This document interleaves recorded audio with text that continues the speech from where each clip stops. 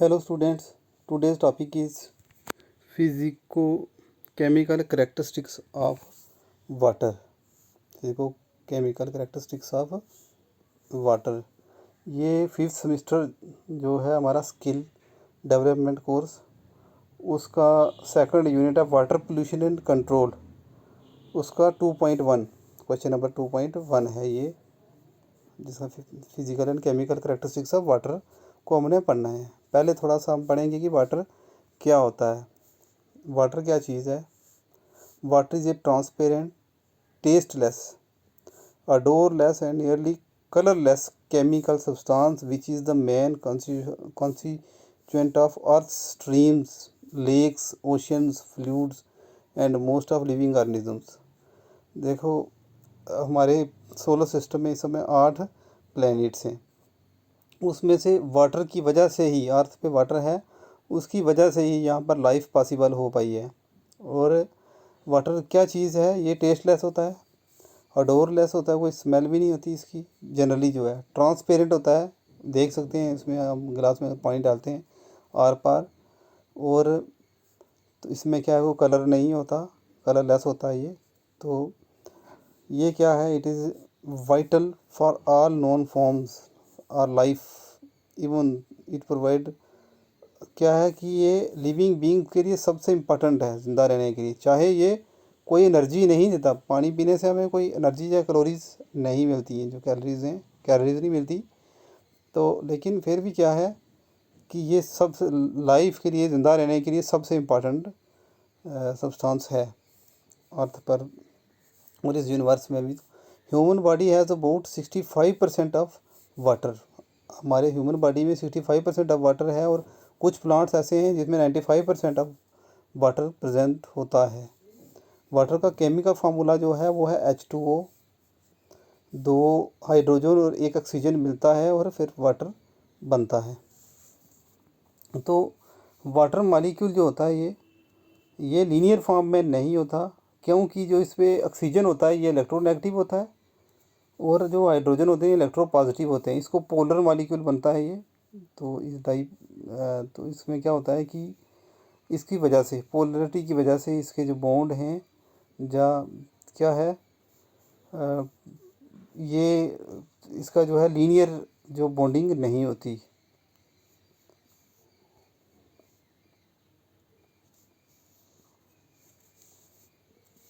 Water क्या होता है, इसमें बहुत सारी इंटरमॉलिक्यूलर हाइड्रोजन बॉन्डिंग होती है वाटर मॉलिक्यूल में।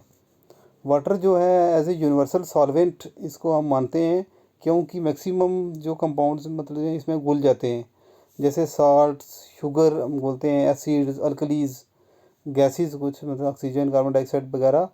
तो इन चीज़ों को जो वाटर में घुल जाते हैं उनको बोलते हैं हाइड्रोफिलिक कंपाउंड, जो वाटर लविंग होते हैं। और जो वाटर में नहीं घुलते, नहीं डिज़ोल्व होते, जैसे फैट्स हो गया, ऑयल नहीं होता, तो उसको बोलते हैं हाइड्रोफोबिक कंपाउंड्स होते हैं वो, जो वाटर हीटिंग जिसको बोलते हैं, phobic means heating. All the major component of cells, जैसे प्रोटीन हो गया, डीएनए, पॉलीसेकेराइड्स, जो कार्बोहाइड्रेट्स हैं, वो भी वाटर में डिज़ोल्व होते हैं। जो प्योर वाटर होता है उसमें इलेक्ट्रिक कंडक्टिविटी एज ऑल्दो जो करंट है देखते हैं वाटर से पास हो जाता है, लेकिन प्योर वाटर जितना होगा उसकी इलेक्ट्रिक कंडक्टिविटी, उसमें करंट कम पास होता है। लेकिन अगर उसमें साल्ट डाल दें, जैसे सोडियम क्लोराइड वगैरह, तो उसकी कंडक्टिविटी बढ़ जाती है, फिर बहुत ज़्यादा, फिर ज़्यादा करंट पास होता है, क्योंकि वहाँ पर आयन बन जाते हैं, आयन की वजह से। तो बॉइलिंग पॉइंट ऑफ वाटर जो है वो डिपेंड करता है प्रेशर पर भी। इसका क्या मीनिंग है, जनरली हम देखते हैं कि वाटर, हम ये पढ़ते आए हैं आज तक कि वाटर 100 डिग्री सेंटीग्रेड पर बॉयल होना शुरू होता है। लेकिन माउंट एवरेस्ट पर देखें तो वहाँ प्रेशर कम है, हाइट ज़्यादा है, प्रेशर कम है, तो वहाँ वाटर 68 डिग्री सेंटीग्रेड पर ही बॉयल होना शुरू कर देगा। सी लेवल की बात करें, और हमारे इधर भी जो मानते हैं हम कि 100 डिग्री सेंटीग्रेड पर वाटर बॉयल होता है, लेकिन माउंट एवरेस्ट पर देखो कम टेम्परेचर पर ही वाटर क्या होने लग जाएगा, बॉयल होने लग जाएगा। उसका कारण ये है कि वहाँ प्रेशर कम है, सी लेवल पे प्रेशर ज़्यादा होता है। और कुछ ऐसे जियोथर्मल वेंट्स हैं, जो समुद्र में ऐसी जगह हैं जहाँ पर क्या है कि वाटर जो है 100 डिग्री सेंटीग्रेड पर भी बॉयल नहीं होता, वेपराइज नहीं होता, वेपर फॉर्म में चेंज नहीं होता है, वो लिक्विड में ही रहता है 100 डिग्री पर भी। तो ये भी कुछ जगह हैं। तो water has the second highest molar specific heat capacity after ammonia के बाद इसकी जो मोलर स्पेसिफिक हीट है, जो कैपेसिटी है, वो अमोनिया के बाद सबसे ज़्यादा मानी जाती है। जहाँ पे इसकी हीट ऑफ वेपराइजेशन की वैल्यू भी ये है 40.65 किलो जूल पर मोल because of extensive hydrogen bonding, क्योंकि इसमें हाइड्रोजन बॉन्डिंग ज़्यादा होती है, इसलिए इनकी मोलर स्पेसिफिक हीट कैपेसिटी जो ज़्यादा होती है। The maximum density of water जो है वो है 3.98 डिग्री सेंटीग्रेड। वाटर का जो है डेंसिटी होती है, सबसे ज़्यादा डेंस घना होता है वाटर जो, वो होता है 3.98 डिग्री सेंटीग्रेड पर, अबाउट 4 डिग्री सेंटीग्रेड। जब 4 डिग्री सेंटीग्रेड टेम्परेचर होता है जो, उस पर वाटर सबसे ज़्यादा डेंस होता है। यही कारण है कि देखो जो आइस है, वो जो बर्फ़ है वो पानी पे फ्लोट करती है। क्यों करती है? उसका भी हर एक चीज़ का साइंस पीछे होती है, साइंस रीज़न होता है। तो आइस फ्लोट करती है क्योंकि आइस की डेंसिटी लिक्विड वाटर से कम होती है। तो डेंसिटी कम होती है मतलब उसका वज़न कम होता है, वो कम घना होता है, उस वजह से फ्लोट करता है। जबकि अगर पत्थर फेंकते हैं तो उसकी डेंसिटी वाटर से, जब उस जो है, अगर उसका ऑक्यूपाइड एरिया जो हम देखते हैं उसके हिसाब से देखें तो उसका डेंस होता है, वो चाहे स्टोन हो या मेटल हो किसी तरह का, वो ज़्यादा डेंस होते हैं, उसमें एटम ज़्यादा कम्पैक्ट होते हैं, तो वो डूब जाते हैं। लेकिन लकड़ी हो गई, जो आइस वगैरह होगी, तो उसकी डेंसिटी क्या है, वहाँ एटम दूर दूर होते हैं, तो उस वजह से वो क्या, वाटर की डेंसिटी से कम होते हैं, तो वो क्या करते हैं फिर कि वो तैरते हैं, फ्लोट करते हैं ऑन वाटर। तो आइस की डेंसिटी लेस होती है लिक्विड वाटर से। वाटर जो है 3 स्टेट्स में एग्जिस्ट करता है, सॉलिड, लिक्विड और वाटर वेपर की फॉर्म में, गैसेस की फॉर्म में। सॉलिड में स्नो और आइस में देखते हैं हम, वाटर तो देखते ही हैं, फिर वेपर की फॉर्म में। तो वाटर कवर्स अबाउट, अगर अर्थ की जैसे गोल है, तो इसमें जो 71% पोर्शन है जो अर्थ का, ये वाला जो सरफेस है, वो कवर होता है किसके साथ कवर है? वाटर के साथ कवर है अर्थ का सरफेस 71%। तो इसमें क्या है कि ग्राउंड वाटर जो है लगभग 1.7% है, पोर्शन बनाता है। आइस कैप में वाटर कितना परसेंट है? लगभग 2%, 1.7% मानते हैं। ग्रीनलैंड आइस कैप और अंटार्कटिका वगैरह ग्लेशियर में हवा में 0.001% वाटर है जो वाटर वेपर की फॉर्म में है। मोस्टली वाटर अगर in the Saleen, salt nature होता है वाटर का, और या ओशन में पाया जाता है ज़्यादातर वाटर। तो सलीन वाटर कितना है अर्थ पर? ज़्यादातर 97% वाटर जो है साल्टी वाटर है अर्थ पे हमारे। सिर्फ 3% वाटर है, 3% water is a fresh water. उसमें से भी जो 3% वाटर है, उसमें से 2% फ्रोज़न जमा हुआ है। तो इसका मतलब क्या है? 1% से भी कम लिक्विड वाटर, फ्रेश वाटर है जो अवेलेबल है हमें ड्रिंकिंग के लिए, वॉशिंग के लिए, या कपड़े धोने के लिए, कैटल्स को पिलाने के लिए, एग्रीकल्चर के लिए। तो 1% से भी कम फ्रेश वाटर अवेलेबल है। वाटर मॉलिक्यूल की जो हाइड्रोजन मतलब हाइब्रिडाइजेशन है, वो sp3 हाइब्रिडाइजेशन होती है। और इसमें बॉन्ड एंगल जो बनता है, वाटर का जो एंगल बनता है ऑक्सीजन और हाइड्रोजन के बीच में, तो हाइड्रोजन बनता है जो, वो इसका बॉन्ड एंगल होता है 1.48 डिग्री, जो कि क्या होता है, और टेट्राहेड्रल इसको बोलते हैं हम। तो ये क्या है कि अगर ऐसे देखते हैं, मीथेन का भी CH4 होता है और उसकी sp3 हाइब्रिडाइजेशन होती है, लेकिन वहाँ पर बॉन्ड क्या होता है, वहाँ पर 109 पॉइंट कुछ डिग्री होता है, लेकिन यहाँ पर 102, क्योंकि यहाँ पर इसका जो है पोलर नेचर होने की वजह से, और इसमें जो है क्या होता है, डाईपोलर बनता है, 2 लोन पेयर होते हैं ऑक्सीजन के ऊपर, उसकी वजह से वो रिपेल करते हैं, तो बॉन्ड एंगल कम हो जाता है। हाइड्रोजन ऐसे होना चाहिए कि सीधा, लेकिन क्या होता है कि वो यहाँ हाइड्रोजन और इधर भी हाइड्रोजन बनता है, जैसे ये ऑक्सीजन है तो यहाँ हाइड्रोजन, यहाँ हाइड्रोजन, और ये इस वजह से होता है कि यहाँ 2 पोल इलेक्ट्रॉनिक जो बॉन्ड पेयर हैं इलेक्ट्रॉन के, तो यहाँ क्या होता है, लोन पेयर हैं ये इलेक्ट्रॉन के, तो ये रिपेल करते हैं इन बॉन्ड्स को, इन बॉन्ड को रिपेल करते हैं ये लोन पेयर, जिसकी वजह से 109 की बजाय इसका जो बॉन्ड एंगल है वो 104.48 होता है। तो ये लिखा है due to lone pair on the oxygen atom causes repulsive force on hydrogen atom पे रिपल्शन लगती है, इस वजह से ये काम होता है।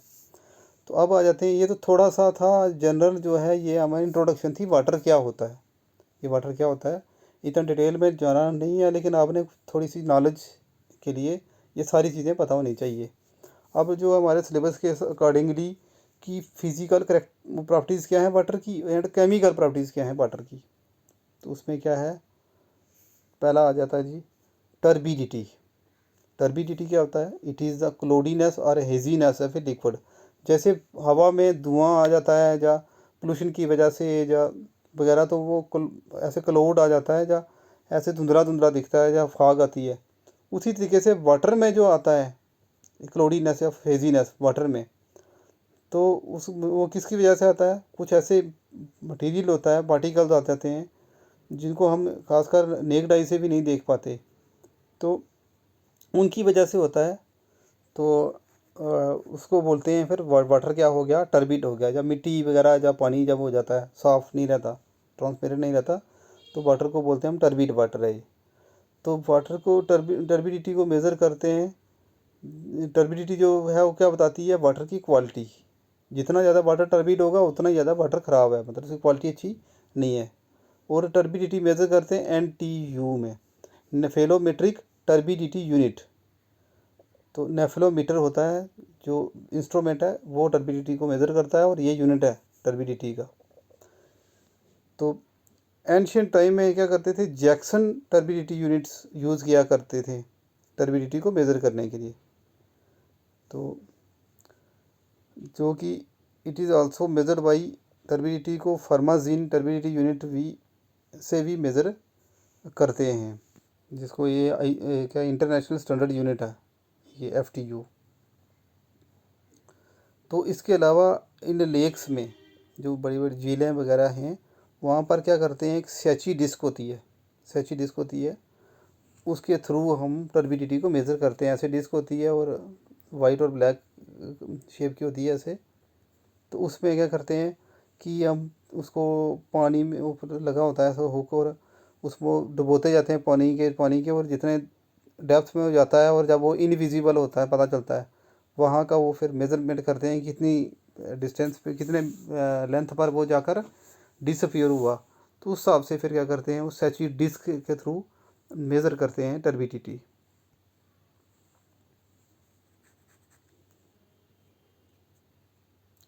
Turbidity measure could be used to provide an estimation of total suspended solids. मैंने जैसे बताया कि टर्बिडिटी से पता क्या चलता है कि इसमें सस्पेंडेड सॉलिड्स कितने हैं।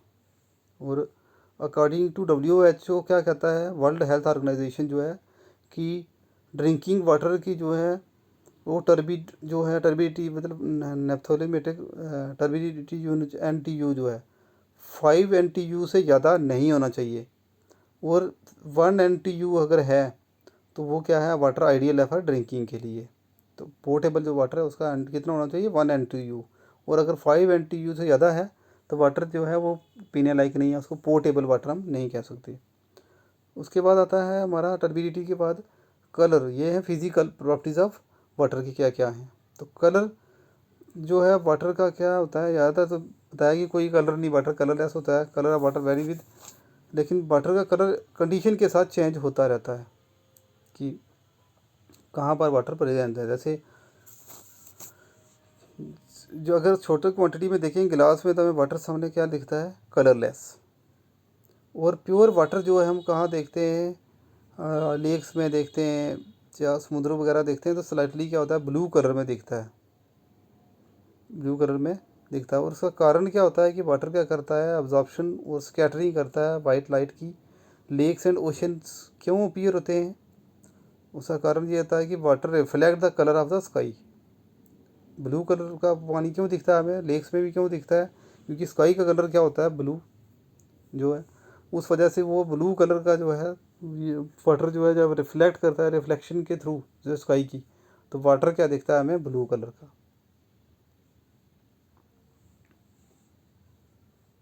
इसके अलावा डिज़ॉल्व एलिमेंट्स सस्पेंडेड इम्प्योरिटीज़ जो है वाटर को क्या करती है, चेंज कर देती है। जैसे पानी मिट्टी आ गया तो क्या हो जाता है, पानी फिर साफ़ नहीं रहता। टेस्ट एंड अडोर, टेस्ट क्या है और स्मेल आती नहीं है वाटर की, वो क्या चीज़ है, वाटर टेस्टलेस है, वाटर का कोई टेस्ट नहीं होता, कोई मीठा नमकीन या कड़वा नहीं होता, टेस्टलेस होता है। और वाटर से कोई भी अडोर लेस होता है क्योंकि उसमें स्मेल वगैरह नहीं आती। तो किस पर, स्टैंडर्ड टेम्परेचर और स्टैंडर्ड प्रेशर पर। और डिज़ोल्व ऑर्गेनिक मटेरियल और इनऑर्गेनिक सॉल्ट और द डिज़ोल्व गैसेज में impact on the taste and odour. अगर वाटर के अंदर कोई तरह का सॉल्ट जो ऑर्गेनिक मटेरियल अगर डिज़ोल्व हो जाता है तो वाटर क्या हो जाएगा, उसका कलर, उसका टेस्ट और स्मेल जो है आने लगती है। किसकी वजह से, डिज़ोल्व गैसेस बहुत सारी हैं, जैसे methane, ammonia, hydrogen sulphide, carbon dioxide, oxygen. अगर इस तरह की गैसेस होंगी तो वाटर का क्या करती हैं, वो टेस्ट और उसको स्मेल भी आने लगती है, चेंज हो जाती है वाटर का। और इसके अलावा mineral substance like sodium chloride वगैरह, आयरन, कार्बोनेट, सल्फेट, फिनोल्स, ये मैटर भी क्या करते हैं और क्लोरीनेशन करते हैं वाटर की। ये भी इस इनकी वजह से भी वाटर का टेस्ट और स्मेल चेंज हो जाती है। ड्रिंकिंग वाटर में कोई भी अनडिज़ायरेबल और ऑब्जेक्शनेबल टेस्ट नहीं होना चाहिए। जो पानी पीते हैं उसमें ऑब्जेक्शनेबल टेस्ट नहीं होना चाहिए, यही रिकमेंड किया जाता है। टेम्परेचर कितना होना चाहिए, पोर्टेबल वाटर का टेम्परेचर जो बताया है वो कितना होना चाहिए, 10 डिग्री सेंटीग्रेड जो डिज़ायरेबल है। और ज़्यादातर क्या है कि 10 to 20 डिग्री सेंटीग्रेड अगर वाटर है तो पोर्टेबल है, पीने लायक है। और अगर 25% से ज़्यादा, 25 डिग्री सेंटीग्रेड से अगर वाटर का टेम्परेचर ज़्यादा है तो वाटर क्या है, वो ऑब्जेक्शनेबल है फिर 25 डिग्री से अगर ज़्यादा है तो। डिज़ोल्व ऑक्सीजन जो है, जो पानी में होता है, वो क्या होता है, कम हो जाता है जैसे जैसे पानी का टेम्परेचर बढ़ता है। कोल्ड वाटर में डिज़ोल्व ऑक्सीजन ज़्यादा मिलता है, जितना पानी गर्म होता जाएगा उसमें डिज़ोल्व ऑक्सीजन कम होता जाता है। The chemical and biological reaction जो रिएक्टिंग रेट है increase with the temperature. Chemical reactions और बायोलॉजिकल रिएक्शन तेज़ होती हैं टेम्परेचर बढ़ने के साथ वाटर का। वाटर की ऐसे टेम्परेचर की अगर बात करें तो अभी हमने पहले ही पढ़ा है कि वाटर की डेंसिटी सबसे ज़्यादा होती है 4 डिग्री सेंटीग्रेड टेम्परेचर पर, 4 डिग्री सेंटीग्रेड टेम्परेचर पर, जो एग्जैक्ट इसका है 3.98 डिग्री सेंटीग्रेड टेम्परेचर पर वाटर जो है मैक्सिमम डेंस मिलेगा। मैक्सिमम डेंसिटी वाटर की इतनी होती है। कई क्वेश्चंस में मतलब कॉम्पिटिटिव एग्जाम में पूछा जाता है ये भी। तो स्पेसिफिक कंडक्टिविटी ऑफ वाटर क्या है कि total amount of dissolve salt present in water can be estimated by measuring the specific conductivity of water. Water कितना कंडक्ट करता है किसी इलेक्ट्रिक करंट को या कुछ, तो अगर वो इस चीज़ से जब वो मेज़र करते हैं स्पेसिफिक कंडक्टिविटी तो उससे पता चलता है भाई कि डिज़ॉल्व सॉल्ट कितना है या कुछ, तो इस चीज़ से पता चल जाता है, स्पेसिफिक कंडक्टिविटी भी निकलती है। फिर केमिकल करेक्टरिस्टिक्स ऑफ वाटर फिर आता है हमारा, क्योंकि ये तो आगे कुछ फिजिकल करेक्टरिस्टिक्स ऑफ वाटर। अब एक केमिकल करेक्टरिस्टिक्स वाटर के क्या हैं, तो इसमें आता है total dissolve solids, it is measured of salt dissolve in water sample after removal of suspended solids. Suspended solid जो हैं, टोटल डिजॉल्व सॉलिड्स हो गया कि वाटर मालिक्यूल्स, मतलब वाटर जो है उसमें कितने डिजॉल्व सब्सटेंसेस हैं बीच में, उसको बोलते हैं टोटल डिजॉल्व सॉलिड्स। और इसमें क्या है, टोटल परमिसिबल जो TDS की अमाउंट है वो कितनी है, 500 ppm पार्ट्स पर मिलियन। 500 ppm से अगर ज़्यादा है तो वाटर पीने लायक नहीं होता। TDS टोटल डिजॉल्व सॉलिड अगर इससे ज़्यादा है, जो मिट्टी वगैरह होती है, जब बारिश में जब पानी या हम नहर में देखते हैं अगर उसको मेज़र करें तो TDS ज़्यादा होता है उसका, उसमें टोटल डिजॉल्व सॉलिड ज़्यादा मिलेगा, इसका मतलब पीने लायक नहीं होता। तो उसके बाद आता है हमारा pH। pH क्या है, हाइड्रोजन आयन कंसंट्रेशन बोलते हैं इसको। तो pH से पता चलता है अगर pH 7 है तो वो कंपाउंड न्यूट्रल होता है, अगर 7 से कम है तो वो एसिडिक होता है, एसिडिक। और 7 से अगर ज़्यादा है तो वो बेसिक या अल्कलाइन बोलते हैं इसको। तो pH इंडिकेट बताता है acidity and alkalinity of water की, बेसिसिटी और एसिडिटी बताता है वाटर की। तो क्या है रिकमेंडेड जो पीएच वैल्यू है वाटर की वो है 6.5 टू 8.5।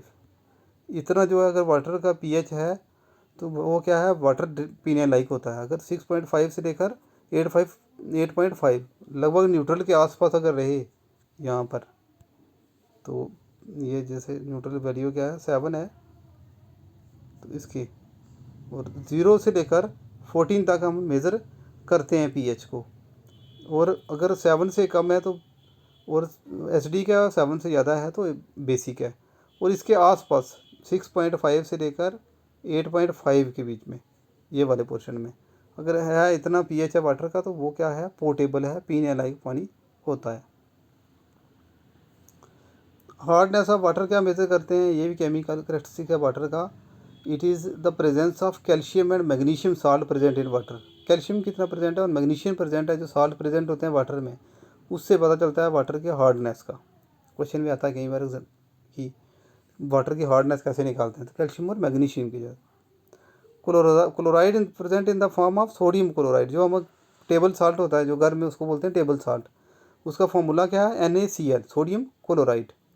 तो वाटर में क्लोराइड जो ज़्यादातर NaCl, समुद्रों में पानी में क्या है NaCl है।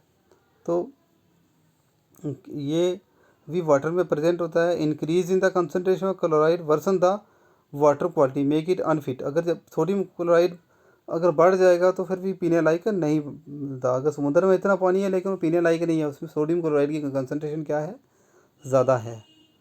तो अगर सोडियम क्लोराइड की अगर इनकी कंसनट्रेशन बढ़ जाएगी, क्लोराइड की कंसनट्रेशन बढ़ जाती है, तो वाटर जो है अनफिट होगा घर में यूज़ करने के लिए, एग्रीकल्चर के लिए भी यूज़ नहीं कर सकते उसको, इंडस्ट्रीज़ में भी यूज़ नहीं कर सकते। तो जो क्लोराइड की कंसनट्रेशन है सॉरी खाली, वो कितनी रिकमेंड है 250 ppm। 250 ppm से ज़्यादा हो तो वाटर जो है वो अनफिट माना जाता है। नाइट्रोजन कंटेंट क्या है, presence of nitrogen in water indicates, जैसे ऑर्गेनिक मैटर, जिसमें नाइट्रोजन का कंटेंट कितना है पानी में है, वहाँ से भी हमें पता चलता है वाटर की क्वालिटी। नाइट्रोजन किस किस फॉर्म में वाटर में प्रेजेंट होता है, जैसे ammonia, free ammonia, organic nitrogen होता है, नाइट्रेट, नाइट्राइट्स, नाइट्रेट की फॉर्म में होता है। तो इससे ही पता चलता है जितना ज़्यादा नाइट्रोजन हो जाएगा फिर पानी उतना ही क्या हो जाएगा अनफिट हो जाएगा, पीने के लायक नहीं रहेगा, पोल्यूटेड हो जाता है water. Metals and other chemical substance भी होते हैं वाटर में, जिसका हुई स्मॉल क्वांटिटी में तो ठीक है, लेकिन वो अगर क्वांटिटी बढ़ जाए तो वाटर उसके लिए भी क्या हो जाता है अनफिट हो जाता है। जैसे आजकल हमने जो RO लगाए हैं घर में, वाटर प्यूरीफायर, तो वो क्या करते हैं, अगर हम चश्मे का या स्प्रिंग्स का जो पानी पीते थे जब पीते हैं तो वो ज़्यादा फिट होता है। पहाड़ों में भी ज़्यादातर वो पानी क्या है फिट होता है, क्योंकि उसमें कुछ मेटल्स प्रेजेंट होते हैं, केमिकल्स, जो कि हमारी बॉडी के लिए इम्पॉर्टेंट भी हैं। वो उस क्वांटिटी में ज़्यादा नहीं होने चाहिए लेकिन थोड़े तो चाहिए होते हैं। प्यूरीफायर क्या करता है, इनको भी रिमूव कर देता है ज़्यादातर मेटल्स को। तो वाटर का वो जो क्वालिटी है वो नहीं रहती, इसलिए ज़्यादा प्यूरीफायर पीने से भी क्या होता है प्रॉब्लम आती है। मेटल्स कुछ ज़्यादा नहीं, एक्सेसिव लेवल नहीं, लेकिन कुछ अमाउंट में हमें बॉडी को ज़रूरत है।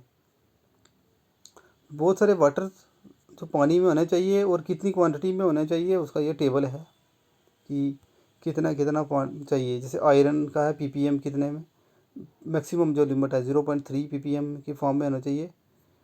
तो फिर क्या है, मैग्नीज जितना होना चाहिए, लेड इतना होना चाहिए, अर्सेनियम, सेलेनियम, बेरियम, क्रोमियम, सिल्वर, ये इतने मेटल्स और इतनी क्वांटिटी में रिकमेंड किए गए हैं। सल्फेट्स क्या होता है, सल्फ़र जो है उसको सल्फेट की फॉर्म में क्या करते हैं, जैसे फास्फोरस या नाइट्रोजन नाइट्रेट की फॉर्म में फिक्स करके प्लांट ऑब्जर्व करते हैं तो वगैरह। और सल्फ़र भी क्या होता है फिक्स फॉर्म में जब बनता है ना, सल्फेट्स होता है। और ये ज़्यादातर कहाँ पर होते हैं, प्लांट्स फास्फेट को, सल्फेट को, नाइट्रेट को भी ऑब्जर्व करते हैं स्मॉल अमाउंट में भी। तो ये जो सल्फ़र है सल्फेट की फॉर्म में होता है तो वाटर, और अगर ये ज़्यादा हो तो तब भी वाटर अनफिट माना जाता है। डिज़ॉल्व गैसेस भी होती हैं वाटर में, जो कि क्या करती हैं वाटर में डिज़ॉल्व होती हैं, और अगर ये ज़्यादा हो तो वाटर तब भी अनफिट होता है। तो इसमें नाइट्रोजन, मीथेन, हाइड्रोजन सल्फाइड, और ये जो है कार्बन डाइऑक्साइड, जैसे जो है हाइड्रोजन सल्फाइड हो गया, अमोनियम वगैरह हो, ये वाटर को क्या करते हैं, इनकी वजह से वाटर क्या है, ओडोर उसका जो है स्मेल आने लगती है वाटर की भी। तो डिज़ॉल्व गैसेस कौन कौन सी होती हैं वाटर में? ऑक्सीजन होता है, अमोनियम भी होता है, hydrogen sulphide, carbon dioxide, dissolve oxygen. इसमें जो डिज़ॉल्व ऑक्सीजन है वो गुड है। Dissolve oxygen level can be range from less than 1 milligram पर लीटर टू 20 मिलीग्राम पर लीटर होता है। और अगर वाटर में डिज़ॉल्व ऑक्सीजन 5 ppm से कम भी कितना होना चाहिए, 5 ppm होना चाहिए। डिज़ॉल्व ऑक्सीजन किसी पोर्टेबल में जो रिकमेंड किया है वो कितना होना चाहिए, 5 ppm। वो वाटर क्या फिट माना जाता है पीने के लिए। डिज़ॉल्व ऑक्सीजन हो गया कि पानी में ऑक्सीजन होना। तो नेक्स्ट है हमारा BOD। एक तो हो गया ना कि DO होना चाहिए, डिज़ॉल्व ऑक्सीजन इज़ गुड, ये होना चाहिए पानी में, तो वो ठीक है। लेकिन BOD अगर ज़्यादा होगा, वो क्या है, बायोलॉजिकल ऑक्सीजन डिमांड, BOD अगर ये ज़्यादा होगा तो इसका मतलब उस पानी में ऑर्गेनिक मैटर ज़्यादा है, मतलब वेस्ट मटेरियल ज़्यादा है। अगर उस मटेरियल में वेस्ट ज़्यादा है तो वहाँ बैक्टीरिया वगैरह भी ज़्यादा होंगे उस वेस्ट को डिकम्पोज करने के लिए, और वो अगर एरोबिक बैक्टीरिया होंगे तो उनको ऑक्सीजन चाहिए होगा। उसको जो मटेरियल है, जो ऑर्गेनिक मैटर है, उसको डिकम्पोज करने के लिए उनको चाहिए होगा ऑक्सीजन। वो ऑक्सीजन कौन सा यूज़ करेंगे, DO, डिज़ॉल्व ऑक्सीजन, जो वहाँ पानी में होगा। जिसकी वजह से क्या होगा, डिज़ॉल्व ऑक्सीजन पानी में कम हो जाता है तो बहुत सारे जो जो एनिमल्स हैं, प्लांट जो रहते हैं, एक्वेटिक ऑर्गेनिजम्स, उन पर भी इफेक्ट पड़ता है, वाटर क्वालिटी पर इफेक्ट पड़ता है। तो BOD अगर लेवल बढ़ जाए तो DO कम हो जाएगा, डिज़ॉल्व ऑक्सीजन कम हो जाएगा तो वाटर की क्वालिटी ख़राब हो जाती है। तो BOD क्या होना चाहिए, कम होना चाहिए, ना कि ज़्यादा नहीं। बायोलॉजिकल ऑक्सीजन डिमांड कम होनी चाहिए, और वो कम तभी होगी जब वहाँ पानी में पोल्यूटेड मटेरियल नहीं होगा, ऑर्गेनिक मैटर नहीं होगा, और ऑर्गेनिक मैटर नहीं होगा तो फिर माइक्रो ऑर्गेनिज्म भी वहाँ कम होंगे, तो फिर ऑक्सीजन भी कम यूज़ होगा। तो this is all about the chemical and physical and chemical characteristics of water. Thank you.